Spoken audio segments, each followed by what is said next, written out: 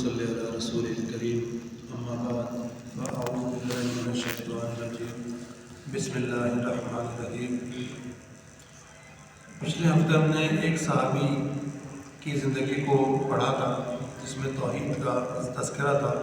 اگر کسی بھائی کو صحابی کا نام یاد ہو تو صحابی کا نام جو پچھلے ہفتے بیان کیا تھا عمر بن جموع رضی اللہ عنہ۔ عمر بن جموع رضی اللہ عنہ لنگڑے صحابی تھے اور بدھ کی پوجا کیا کرتے تھے، منات کی۔ آج ہم انشاءاللہ تعالیٰ پڑھیں گے حضرت سلمان فارسی رضی اللہ تعالیٰ عنہ۔ دلچسپ بھی ہے، ایمان افروز بھی ہے، اور دین اسلام کے لیے کس طرح صحابہ کرام نے مشکلات کو، مشقتوں کو برداشت کیا، ہم سب کے لیے اس میں بڑا اہم سبق ہے۔ سلمان فارسی رضی اللہ عنہ کہتے ہیں، پورا واقعہ انہوں نے اپنی رسول اللہ علیہ وسلم کی زندگی کو آ کر بتایا، اپنی زندگی کا کہ کیسے میں اسلام کو تلاش کرتا کرتا پہنچا ہوں۔ اصفہان کے رہنے والے تھے، ابھی چھوٹے بچے تھے اور مجوسیت کی تعلیم حاصل کر رہے تھے، اور مجوسیت کی تعلیم میں انہوں نے ایک مقام حاصل کر لیا تھا۔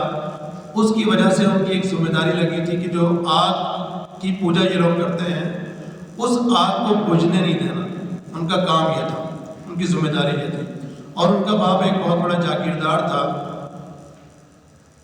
تو یہ آگ کو جلانے والا کام کیا کرتے تھے۔ جب ان کے والد نے ایک دن کسی کام سے، ان کو کوئی کام تھا تو انہوں نے کہا بیٹا جاؤ، اور کھیتوں میں جا کر جاتا تھا، لیکن پیار محبت سہولت سب کچھ تھی، میں ماں باپ کا لاڈلا تھا تو میں اپنی زندگی گزار رہا تھا۔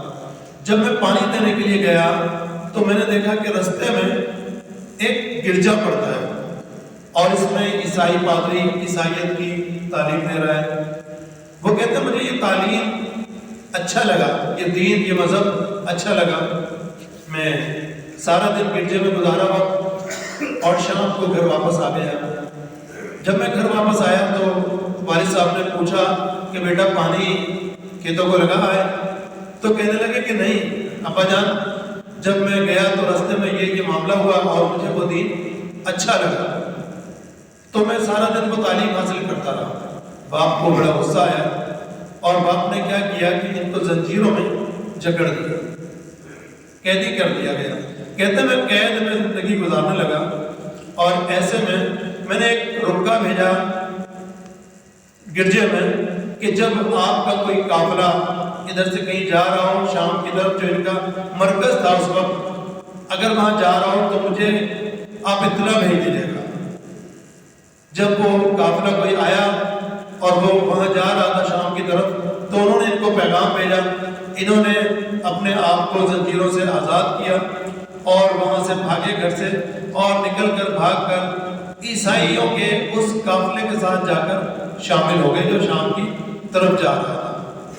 کہتے ہیں جب وہ ایک تجارتی قافلہ تھا جو وہاں جا رہا تھا، جب میں اس قافلے میں چلا تو انہوں نے مجھے شام میں لے جا کر چھوڑ دیا، اور مجھے بتایا گیا تھا گرجے سے کہ وہاں پر تم فلاں پادری کے پاس چلے جانا جو عیسائیت کے بہت بڑے مبلغ ہیں، عالم ہیں، وہ تمہیں تعلیم دیں گے۔ کہتے میں وہاں چلا گیا اور ان کے پاس میں تعلیم حاصل کرنے لگا۔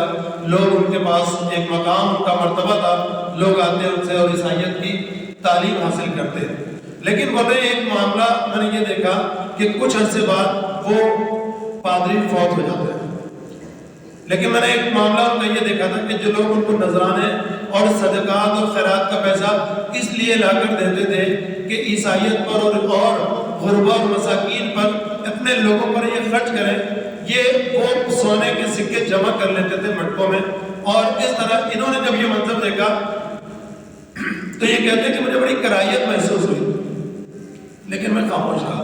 بالآخر جب وہ فوت ہو گئے اور لوگ ان کے غسل اور باقی انتظامی امور کے لیے آئے تو وہ کہتے ہیں کہ میں نے ان کو بتایا کہ تمہارے جو یہ پادری تھے یہ تو دھوکہ دیتے تھے تمہیں، تم سے زکوٰۃ اور صدقات خیرات کے نام پر مال جمع کرتے اور لوگوں پر خرچ کرنے کے بجائے اس کو چھپا دیا کرتے تھے۔ وہ لوگ بڑا غصے ہوئے سلمان فارسی پر اور کہنے لگے تم ہمارے پادری پر اتنا بڑا الزام لگا رہے ہو، بہتان لگا رہے ہو، ثابت کرو۔ تو پھر سلمان فارسی ان کو لے کر گئے اور 7 مٹکے جو کہ سونے کے سکوں سے بھرے ہوئے تھے ان کے حوالے کر دیے۔ تو پھر ان لوگوں نے اس پادری کو بجائے تدفین کرنے کے انہوں نے یہ کیا کہ ان کی باقاعدہ سولی پر لٹکا کر اور پھر اس طرح ان کو چھوڑ دیا اس پادری کو۔ اس کے بعد سلمان فارسی رضی اللہ عنہ کہتے ہیں میں نے پتہ کیا کہ اب کوئی اور بڑا عالم، پھر ان کو کسی اور شہر میں بھیج دیا گیا اور پھر وہاں پر وہ عیسائیت کی تعلیم کو حاصل کرنے لگے۔ اللہ کا کرنا کہتے ہیں کہ ایسا ہوا کہ کچھ عرصے بعد وہ پادری بھی فوت ہو گئے اور وہ جب بیمار ہوئے تو میں نے ان سے پوچھا کہ بتائیے اب میں کہاں جاؤں؟ انہوں نے مجھے ایک اور پادری کا پتہ بتا دیا۔ یہ جو پادری تھے کہتے ہیں یہ بڑے نیک شخصیت تھے اور میں نے ان سے علم حاصل کیا۔ انہوں نے مجھے تیسرے پادری کے پاس بھیج دیا۔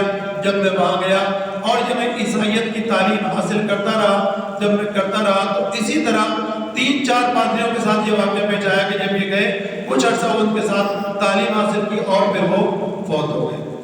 آخری پادری جب میں ان کے پاس تعلیم حاصل کر رہا تھا تو جب ان کا حالت نزا کا وقت آیا انہوں نے مجھے بتایا کہ اے لڑکے ایک نوجوان اس دوران ایک واقعہ یہ پیش آیا، کہتے ہیں کہ مجھے کسی اور سرزمین پر جانے کا کہا گیا کہ تم وہاں چلے جاؤ، وہاں پر وہ یہ شخص آئے گا، یعنی کہ نبی علیہ السلام کے بارے میں بتایا گیا کہ ایک شخص آئے گا جو صدقہ نہیں کھاتا اور ہدیہ دو تو وہ کھا لیتا ہے۔ یہ ایک پہچان، 2 نشانیاں یہ بتائی گئی۔ تیسری نشانی یہ بتائی گئی کہ آپ کے کندھے پر باقاعدہ نبوت کی مہر ہوگی، یہ نشانیاں بتا دی گئی۔ سلمان فارسی رضی اللہ تعالیٰ عنہ وہاں سے جب چلنا چاہتے تھے ایک قافلہ آیا اور اس قافلے والوں سے کہا کہ مجھے فلاں فلاں مقام پر چھوڑ دو۔ اس کے بدلے میں اس دوران انہوں نے یہ کیا تھا کہ کچھ جانور پالے تھے جو پلتے پلتے بہت بڑا ریوڑ بن گیا تھا۔ انہوں نے ان کو کہا یہ سب میں تمہیں دیتا ہوں، اس کے بدلے میں تم مجھے فلاں مقام تک پہنچا دو۔ اور پھر اس طرح یہ اس قافلے کے ساتھ چل پڑے، لیکن اس قافلے والوں کی نیت خراب ہوئی اور انہوں نے ایک یہودی کو بھیج دیا رستے میں اور وہ قافلہ آگے چلا گیا۔ اب یہ یہودی کی غلامی کرنے لگے اور مدینہ کے اندر یہودی سے ان کا بھائی لیتا ہے اور بھائی لے کر ان کو اپنے پاس لے آتا ہے اور ان کو اپنے باغ میں ملازم رکھ لیتا ہے۔ کہتے ہیں کہ ایک دن میں کھجوروں کے درخت پہ چڑھا ہوا تھا اور کھجوریں اتار رہا تھا کہ ایسے میں جو میرے آقا تھے اس کا بھائی دوڑتا ہوا آیا اور کہنے لگا، سانس اس کا پھولا ہوا تھا اور کہنے لگا کہ ایک شخص آیا ہے یثرب کی جانب مکہ سے اور کہتا ہے کہ میں اللہ کا رسول ہوں، میں نبی ہوں۔ سلمان فارسی رضی اللہ عنہ کہتے ہیں کہ جب میں نے یہ بات سنی تو میرا جسم کانپ کے رہ گیا اور ایسا لگتا تھا میں گر جاؤں گا۔ بہرحال نیچے اترا اور اپنے آقا کے پاس گیا اور میں نے سوال کیا کہ کیا کوئی شخص آیا ہے جو نبوت کا دعویٰ کرتا ہے؟ اس نے مجھے مارنا شروع کر دیا، چونکہ ان کو غصہ آیا تھا اس بات سے، ان کو مجھ سے سارا غصہ میرے اوپر نکالا، مکوں اور تماچوں سے انہوں نے مارنا شروع کر دیا اور اس کے بعد میں خاموش ہو گیا۔ جب شام ہوئی میں نے ایک کھجوروں کا تھیلا لیا اور جو مجھے پتہ لگا تھا کہ جہاں پر محمد رسول اللہ صلی اللہ علیہ وسلم آئے ہیں میں اس مقام پر پہنچا۔ میں نے آپ علیہ السلام سے ملاقات کی اور میں نے کھجوریں دی آپ کے سامنے اور میں نے آپ کو کہا یہ کھجوریں صدقے کی ہیں، میں آپ کے لیے لایا ہوں۔ آپ نے وہ صدقے کی کھجوریں لی اور صحابہ کرام کے درمیان بانٹ دی کہ اس کو کھا لو، آپ نے خود نہیں کھائی۔ سلمان فارسی رضی اللہ عنہ کہتے ہیں یہ ایک نشانی آپ کی پوری ہو گئی۔ دوسرے دن میں نے اور کھجوریں لی اور وہ کھجوریں لے کر میں آپ علیہ السلام کے پاس آیا اور کہا کہ یہ آپ کے لیے ہدیہ ہے۔ سلمان فارسی رضی اللہ عنہ جب یہ ہدیہ دیا اللہ کے نبی علیہ السلام نے خود بھی کھائی اور باقی صحابہ کرام کو بھی کھلا دی۔ جب یہ ماجرا دیکھا تو دوسری نشانی بھی پوری ہو گئی۔ اب سلمان فارسی چاہتے تھے کہ آپ علیہ السلام کی پیٹھ پر کندھے پر نبوت کی مہر کو کسی طرح دیکھا جائے۔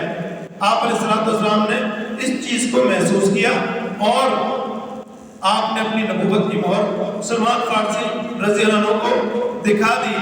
سلمان فارسی کہتے ہیں پھر میں نے بوسہ لیا اور اس کے بعد سلمان فارسی رضی اللہ تعالیٰ عنہ کہتے ہیں کہ میں نے اپنی زندگی کا پورا واقعہ بتایا کہ میں کس طرح بچپن سے اس سفر پہ نکلا تھا، میں حق کی تلاش میں نکلا تھا، میں حق کو تلاش کرنا چاہتا تھا، میں دین اسلام کی یعنی کہ دین کی تلاش میں نکلا تھا کہ صحیح دین کیا ہے۔ یہ علم حاصل کرتے کرتے پہلے مجوسیت کی تعلیم حاصل کی اور مجوسیت کے دین کو چھوڑا، اس کے بعد عیسائیت کی تعلیمات کو حاصل کرتا رہا اور اس کے بدلے میں اپنا سارا مال سب کچھ میں نے لٹا دیا۔